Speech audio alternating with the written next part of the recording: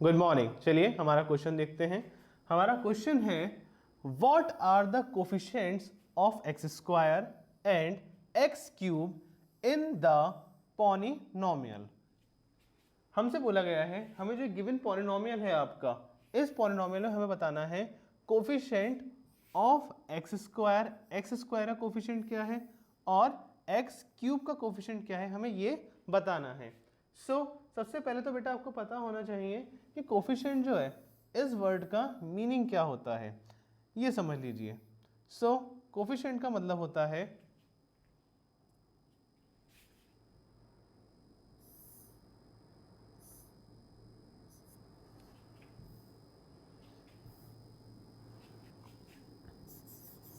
a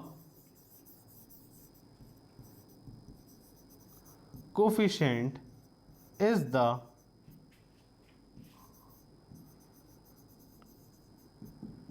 numerical value means number that is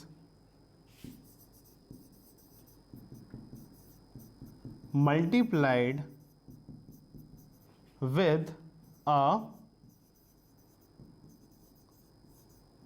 variable in a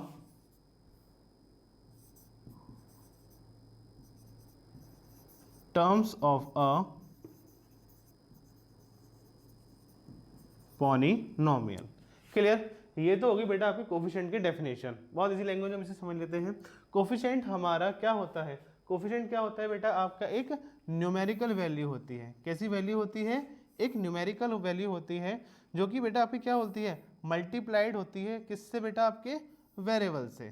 किससे multiply होती है? ये आपके वेरिएबल से होती है। अब यहाँ पे देखिए, जैसे क्या लिखा है यहाँ पर बेटा आपका 2x।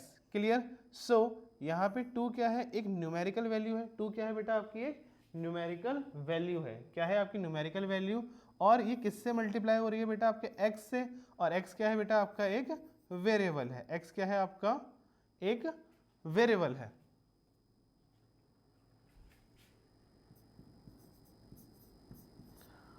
तो ये 2 आपका क्या हो जाएगा? ये 2 जो कि न्यूमेरिकल वैल्यू है आपकी, इसे ही हम क्या बोलेंगे बेटा? इसे ही हम बोलेंगे कोफिशिएंट। क्या बोलेंगे? इसे हम कोफिशिएंट बोलेंगे।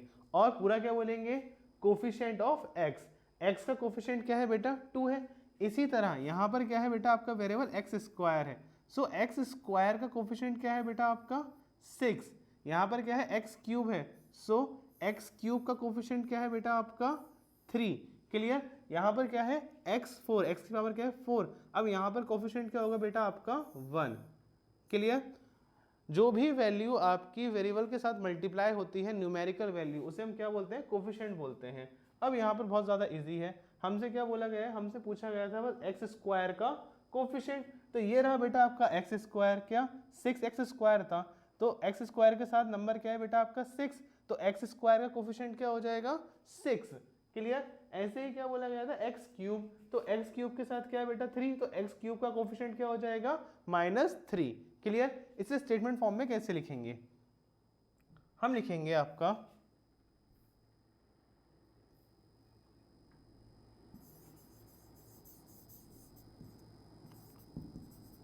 Coefficient of x cube is equal, x cube के साथ क्या है बेटा? आपका -3। तो एक्स क्यूब का कोफिशिएंट क्या है बेटा? -3। Then coefficient of X square. X square का कोफिशिएंट क्या है बेटा? आपका 6 इज इक्वल टू 6। क्लियर? अब यहाँ पे आप ही चीज़ का ध्यान दीजिएगा। ये जो क्वेश्चन है आपका, इस क्वेश्चन का जो सिंपल सा आपका सॉल्यूशन है वो सिर्फ क्या है बेटा? इतना है। क्या है? सिर्फ इतना इसका सॉल्यूशन है। बाकी ये चीज़ हमने क्या करी है बेटा? समझा है। बाकी ये सब क्या है? आपका बेस है और एडिशनल चीज़ें हैं जो कि आपको पता होनी चाहिए। एग्जाम में, टेस्ट में जब आपके पास ये क्वेश्चन आएगा तो इस क्वेश्चन का डायरेक्ट सिर्फ आपको इतना सॉल्यूशन करना है। ये येलो पार्ट जो मैंने मार्क करा है। Got it? फटाफट इसे नोट करें।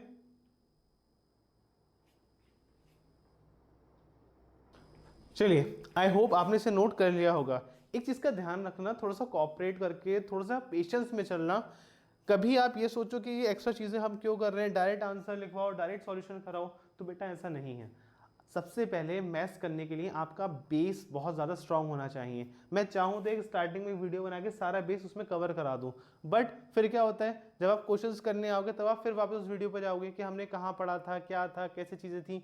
तो क्या कर रहा हूँ मैं आपको कि क्वेश्चन के अंदर जैसे जैसे चीज़ें आती जा रही हैं वैसे वैसे आपको समझाया जा रहा है यहाँ पर, ताकि आपको हैंड टू हैंड क्लियर हो क्वेश्चन के साथ कि किस वर्ड का मीनिंग क्या है। प्लस यहाँ पे आपकी चीज़ें मार्क भी करी जा रही है ताकि आपको पता रहे कि आपको एग्जाम में क्या करना है और कौन सी चीज़ें आपका बेस स्ट्रॉन्ग करने के लिए यहाँ पर लिखी जा रही हैं। क्लियर है? अगर आपको इस तरीके के मेथड में पढ़ाने में कोई भी इशू आ रहा है तो कमेंट सेशन आपके लिए ओपन है, आप अपनी राय उसके अंदर लिख सकते हैं, जो भी आपके मन में हो, बस गालियां नहीं होनी चाहिए। ठीक है? सो मिलते हैं नेक्स्ट वीडियो में, और in case if I don't see ya, good afternoon, good evening and good night.